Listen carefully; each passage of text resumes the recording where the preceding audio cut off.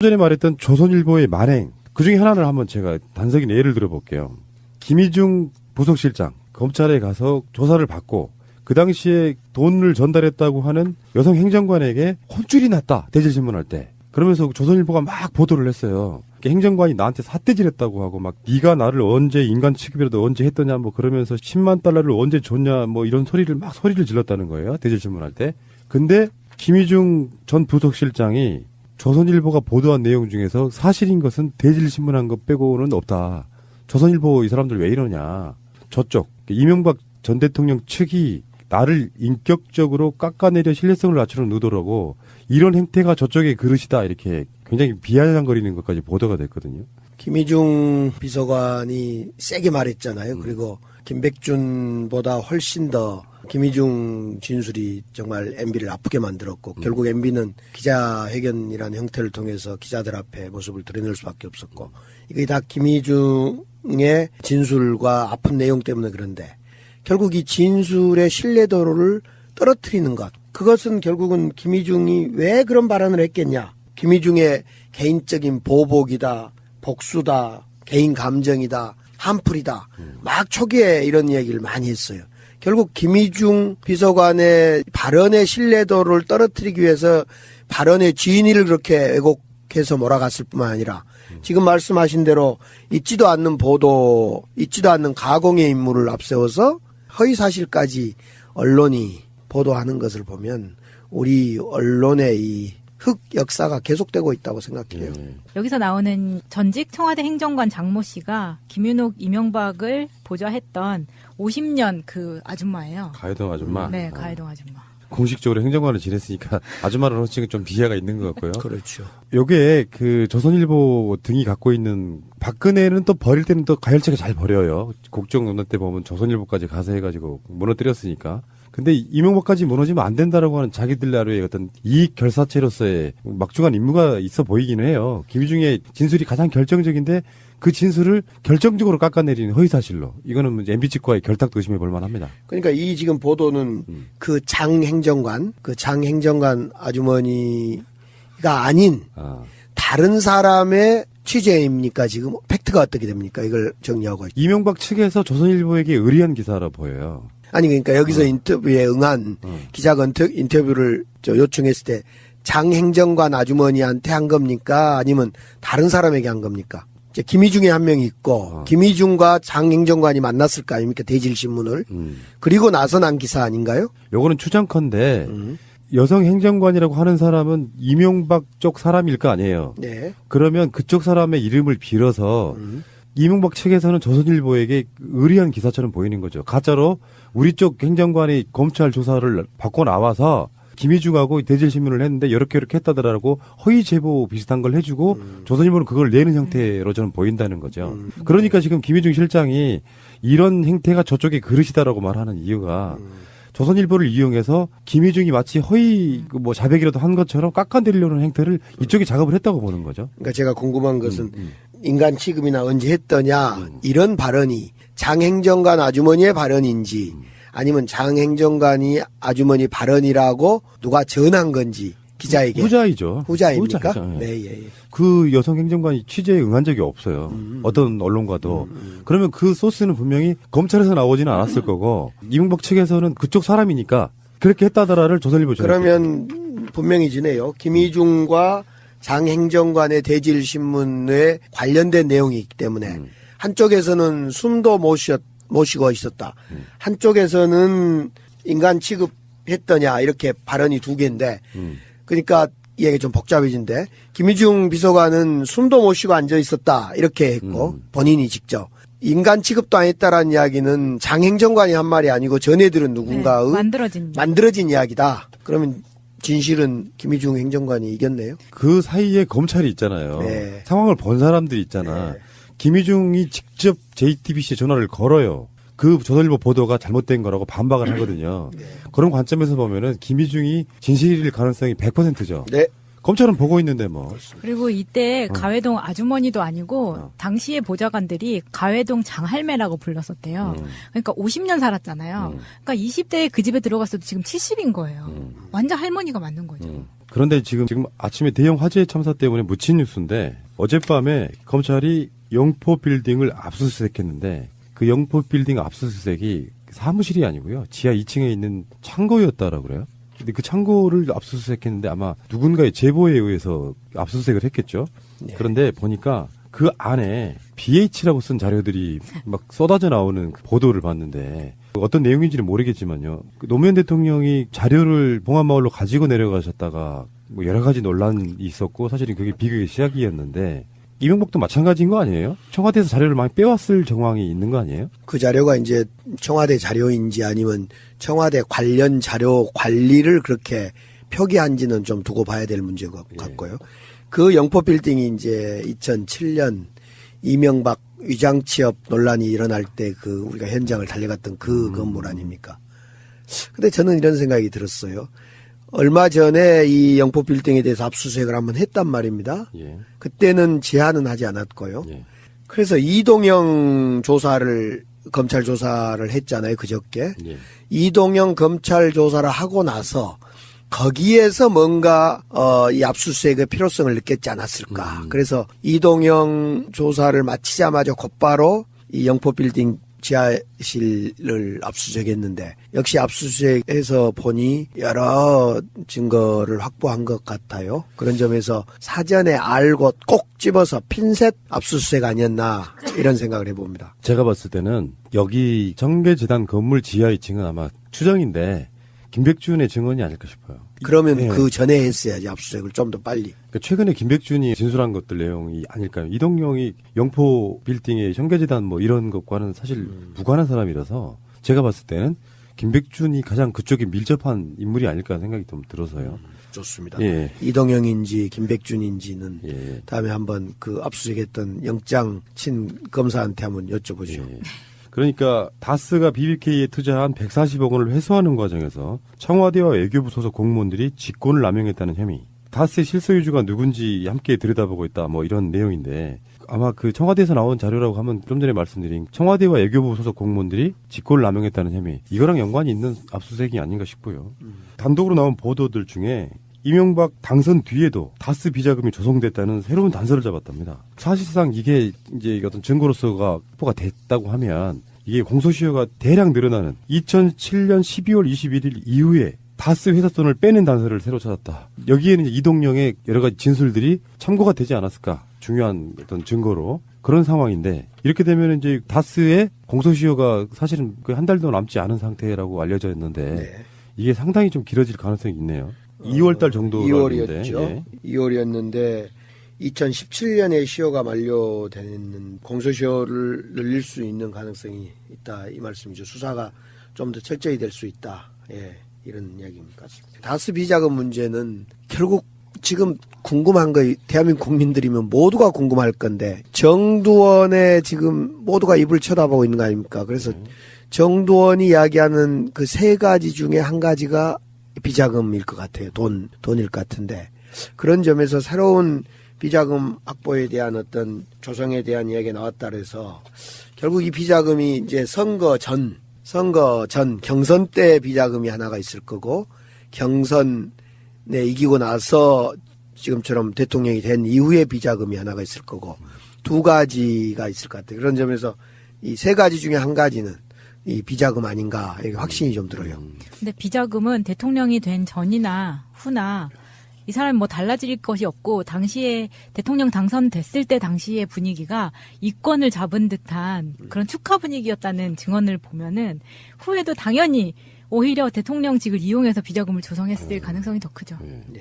2007년 12월 21일 형사소송법이 개정돼 가지고요.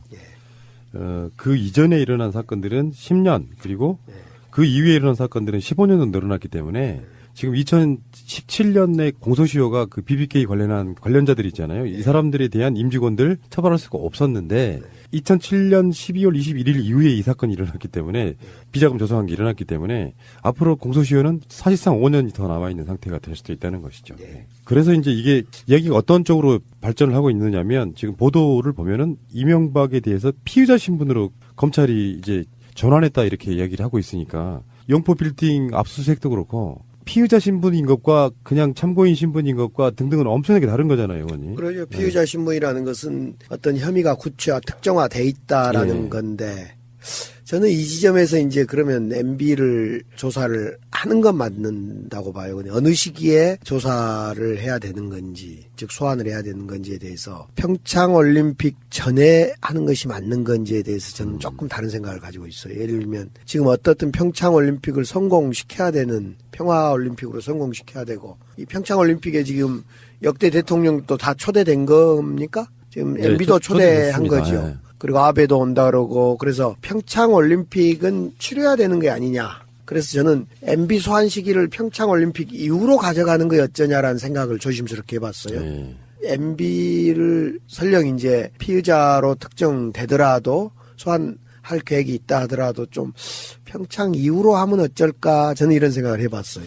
의원님 말씀에도 일리가 있습니다. 네. 그러니까 이게 올림픽 바로 직전에 국내가 시끌시끌해지고 그러면 이제 뭐 일종의 허니 수구 세력들로부터의 어떤 반발 이런 것들이 극심하게 올림픽 축하 분위기 쪽으로 가는 게 아니라 네. 여러 가지 논란으로 쌓일 수도 있고 그래서 네.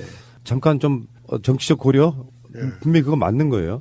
어떤 원칙대로만 갈 수는 없는 부분인데 또 그러고 나면은 올림픽 끝나고 나면 또 이제 지방선거로 급격히 바뀌는 상황에서 선거용이라고 또 공격할 가능성이 있고 그래서 여러 가지 일장일단은 있긴 있습니다만 어느 쪽으로 판단하느냐는 청와대의 생각이 아니고 검찰의 생각이니까 청와대가 그걸 조율할 수는 없는 거잖아요. 그런 그렇죠. 상태를 보면 올림픽을 위해서 좀 늦춰줘라도 이렇게 말할 수도 없는 거고 이런 부분에서는 민주주의라는 게 그래서 힘들다고 봐요.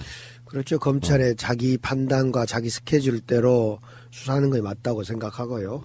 또 일리가 있네요. 평창 올림픽 이후에는 또 이유대로 또 다른 이유가 있을 것 같기 때문에 마음대로 하세요. 검찰 마음대로 하세요. 예전 같으면은 이명박 때나 박근혜 때 같으면은 분명히 조율했을 거예요. 자기들이 네. 정치적으로. 그러니까 노무현 대통령 돌아가시는 것도 보면 그렇잖아요. 청와대 입김 같은 것들이 제대로 작용했다는 게 느껴지잖아요. 그래서 막 모욕 추구하는 거, 국정원까지 동원되는 걸 보고 우리가 분노했는데 참 어렵네요, 이게. 네. 그래서 저희들이 한번 방송 제목으로도 나갔어요. 이명박의 소환에는 적절한 타이밍이라는 게 없다는 게 일찍 소환해도 문제, 끝나고 소환해도 문제. 왜냐하면 그쪽에서 거는 반대 내용들은 다 예상이 되는 부분들이 있기 때문에 그렇다는 말씀 드려보고요. 저는 개인적으로 빨리 소환했으면 좋겠습니다. 오늘 이상득 의원이 이제 소환돼서 조사를 받았기 때문에 예. 또 그 이상득 의원의 조사 결과에 따라 또 많은 내용이 달라질 수도 있을 것 같고요. 그러면 안 된다라고 하는 자기들 나름의 어떤 이익 결사체로서의 막중한 임무가 있어 보이기는 해요. 김희중의 진술이 가장 결정적인데 그 진술을 결정적으로 깎아내리는 허위사실로. 이거는 MB 측과의 결탁도 의심해 볼 만합니다. 그러니까 이 지금 보도는 그 장 행정관 아주머니가 아닌 아.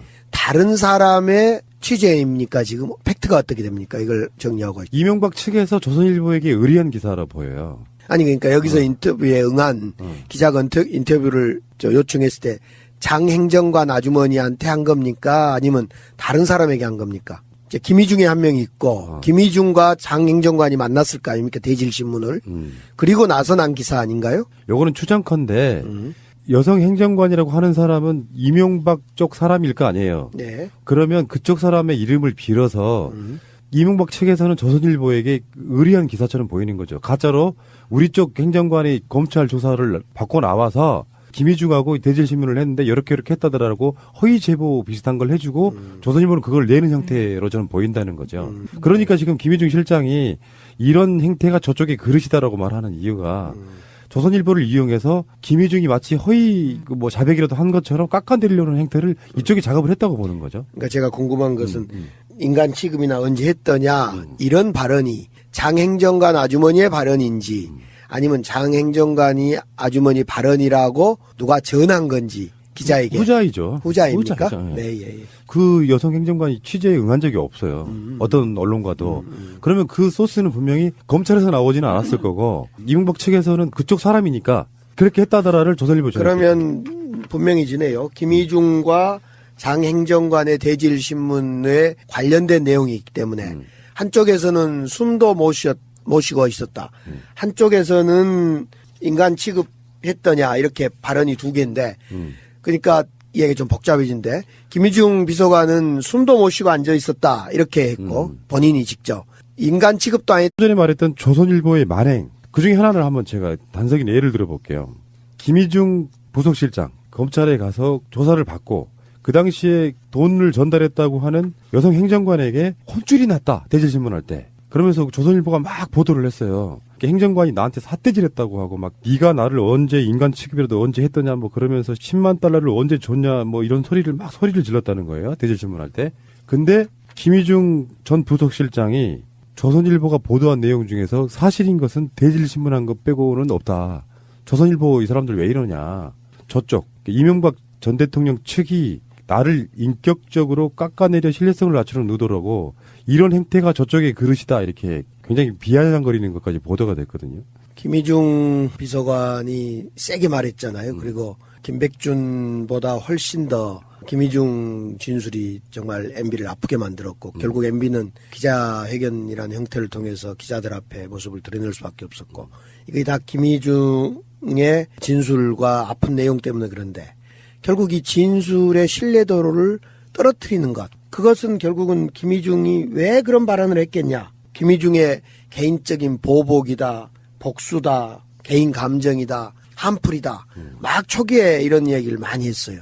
결국 김희중 비서관의 발언의 신뢰도를 떨어뜨리기 위해서 발언의 진위를 그렇게 왜곡해서 몰아갔을 뿐만 아니라 지금 말씀하신 대로 있지도 않는 보도, 있지도 않는 가공의 인물을 앞세워서 허위사실까지 언론이 보도하는 것을 보면 우리 언론의 이 흑 역사가 계속되고 있다고 생각해요.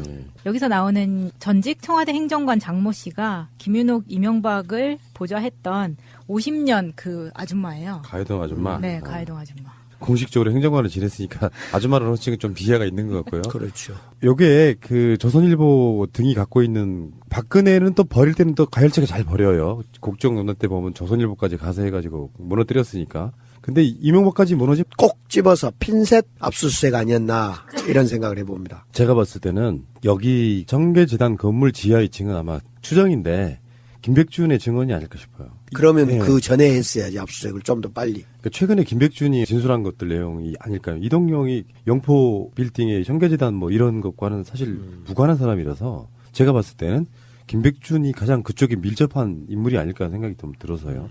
좋습니다. 예. 이동영인지 김백준인지는 예. 다음에 한번 그 압수수색했던 영장 친 검사한테 한번 여쭤보죠. 예.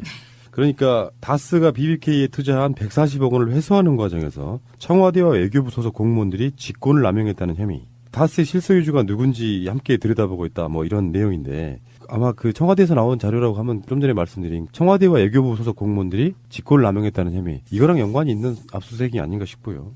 단독으로 나온 보도들 중에 이명박 당선 뒤에도 다스 비자금이 조성됐다는 새로운 단서를 잡았답니다. 사실상 이게 이제 어떤 증거로서가 확보가 됐다고 하면 이게 공소시효가 대량 늘어나는 2007년 12월 21일 이후에 다스 회사 돈을 빼낸 단서를 새로 찾았다. 여기에는 이제 이동영의 여러 가지 진술들이 참고가 되지 않았을까. 중요한 어떤 증거로. 그런 상황인데 이렇게 되면 이제 다스의 공소시효가 사실은 거의 한 달도 남지 않은 상태라고 알려져 있는데 네.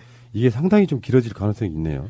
2월달 정도 2월이었죠. 예. 2월이었는데 2017년에 시효가 만료되는 공소시효를 늘릴 수 있는 가능성이 있다 이 말씀이죠. 수사가 좀 더 철저히 될 수 있다. 예, 이런 이야기인 것 같습니다. 다스 비자금 문제는 결국 지금 궁금한 거 대한민국 국민들이면 모두가 궁금할 건데 정두원의 지금 모두가 입을 쳐다보고 있는 거 아닙니까? 그래서 정두원이 이야기하는 그 세 가지 중에 한 가지가 비자금일 것 같아요. 돈일 것 같은데 그런 점에서 새로운 비자금 확보에 대한 어떤 조성에 대한 이야기가 나왔다 그래서 결국 이 비자금이 이제 선거 전 경선 때 비자금이 하나가 있을 거고 경선에 이기고 나서 지금처럼 대통령이 된 이후에 비자금이 하나가 있을 거고 두 가지가 있을 것 같아요. 그런 점에서 이 세 가지 중에 한 가지는 이 비자금 아닌가 이게 확신이 좀 들어요. 근데 비자금은 대통령이 된 전이나 후나 이 사람이 뭐 달라질 것이 없고 당시에 대통령 당선됐을 때 당시의 분위기가 이권을 잡은 듯한 그런 축하 분위기였다는 증언을 보면은 후에도 당연히 오히려 대통령직을 이용해서 비자금을 조성했을 가능성이 더 크죠. 네. 2007년 12월 21일 형사소송법이 개정돼 가지고요. 그 이전에 일어난 사건들은 10년 그리고 그 이후에 일어난 사건들은 15년도 늘어났기 때문에 지금 2017년에 공소시효가 그 BBK 관련한 관련자들 있잖아요. 이 사람들에 대한 임직원들 처벌할 수가 없었는데 2007년 12월 21일 이후에 이 사건이 일어났기 때문에 비자금 조성한 게 일어났기 때문에 앞으로 공소시효는 사실상 5년이 더 남아있는 상태가 될 수도 있다는 것이죠.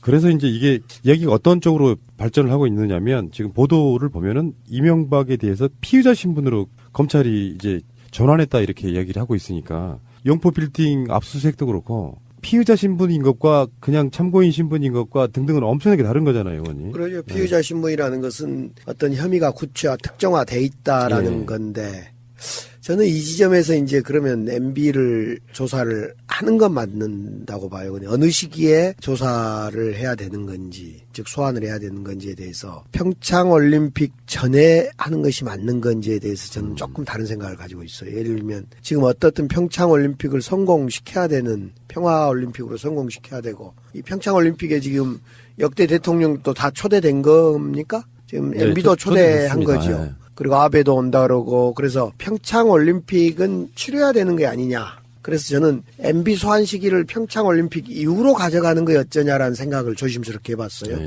MB를 설령 이제 피의자로 특정되더라도 소환할 계획이 있다 하더라도 좀 평창 따란 이야기는 장행정관이 한 말이 아니고 전애들은 누군가의 만들어진 이야기다. 그러면 진실은 김희중 행정관이 이겼네요. 그 사이에 검찰이 있잖아요. 네. 상황을 본 사람들이 있잖아. 김희중이 직접 JTBC에 전화를 걸어요. 그 조선일보 보도가 잘못된 거라고 반박을 하거든요. 그런 관점에서 보면은 김희중이 진실일 가능성이 100%죠. 네. 검찰은 보고 있는데 뭐. 그리고 이때 가회동 아주머니도 아니고 당시의 보좌관들이 가회동 장할매라고 불렀었대요.